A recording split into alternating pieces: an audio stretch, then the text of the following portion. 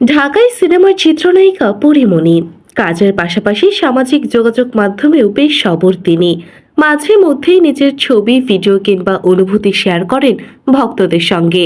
তারই ধারাবাহিকতায় এবার ফেসবুকে ছবি ও ভিডিও দুইটি পোস্ট করেছেন এই অভিনেত্রী, যা রীতিমতো প্রশংসার জোয়ারে ভাসছে। বন্ধুরা, তার আগে আমার চ্যানেলটিকে সাবস্ক্রাইব করে ভিডিওতে একটি লাইক দিয়ে দেবেন।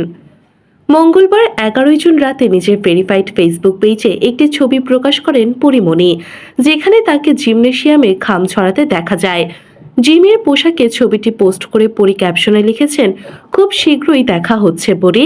এই থেকেই বোঝা যাচ্ছে মেদ ঝরাতে ও নিজেকে ফিট করতে কঠোর পরিশ্রম করছেন তিনি।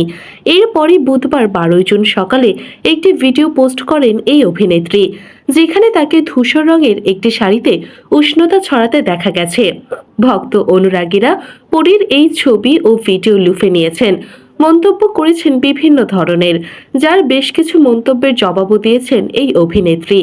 প্রসঙ্গত, পরীমণি সর্বশেষ রঙিলা কিতাব নামের একটি ওয়েব সিরিজের কাজ করেছেন। এটি নির্মাণ করেছেন দেবী খ্যাত নির্মাতা অনম বিশ্বাস, যেখানে পরীমণিকে দেখা যাবে সুপ্তি নামের একটি চরিত্রে। এছাড়াও ওপার বাংলার সিনেমাতেও অভিনয় করেছেন এই অভিনেত্রী।